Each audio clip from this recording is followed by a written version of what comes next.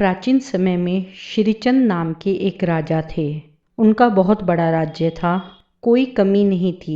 जो भी आदेश करते थे वही हो जाता था।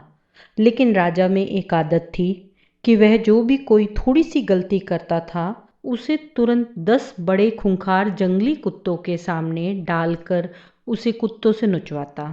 राजा बड़ा गुस्से वाला था। राजा की इस आदत से सभी परेशान थे।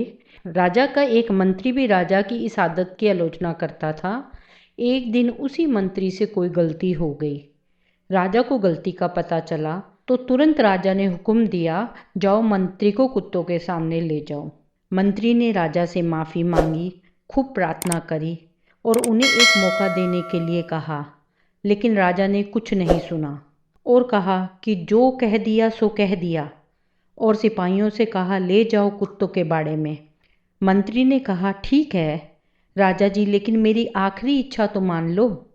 राजा ने कहा, ठीक है, बताओ अपनी आखिरी इच्छा। मंत्री ने कहा, मुझे 10 दिन की मोहलत दे दीजिए बस। राजा ने कहा, ठीक है, 10 दिन की मोहलत दे देते हैं, लेकिन 11वें दिन सज़ा ज़रूर मिलेगी। मंत्री 10 दिन तक राजा के पास नहीं आया और 11वें दिन राजा के सामने पेश हो गया। राजा ने मंत्री को देखा और सिपाहियों से कहा, जो सज़ा रखी थी मंत्री के लिए उसी पूरी की जाए। सिपाही मंत्रियों को कुत्ते के बाड़े में लेकर गए। कुत्तों को खोल दिया गया, लेकिन कुत्ते मंत्री पर प्रहार करने के बजाय मंत्री से प्यार से पेश आ रहे थे।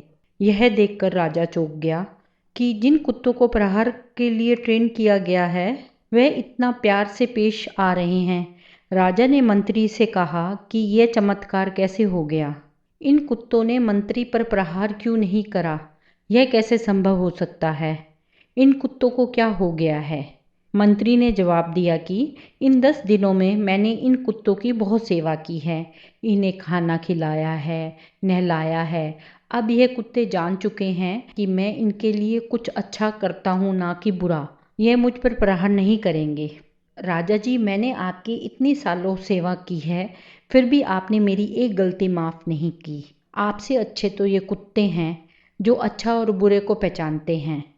राजा यह सब देखकर बड़ा शर्मिंदा हुआ और राजा ने मंत्री की सज़ा माफ़ कर दी। इससे राजा ने सीख ले ली कि माफ़ करना भी आना चाहिए। यह कहानी हमें सिखाती है कि हमें हमेशा सोच समझकर फैसला लेना चाहिए। किसी की एक गलती को लेकर उसे ज़िंदगी भर के लिए सज़ा नहीं देनी चाहिए, बल्कि उसे माफ़ करने की हिम्मत रखनी चाहिए। तो दोस्तों, कैसी लगी कहानी? अगर आपको यह कहानी अच्छी लगी हो तो वीडियो को लाइक और शेयर कीजिए और चैनल को सब्सक्राइब कीजिए। इस वीडियो को पूरा देखने के लिए आपका बहुत बहुत धन्यवाद।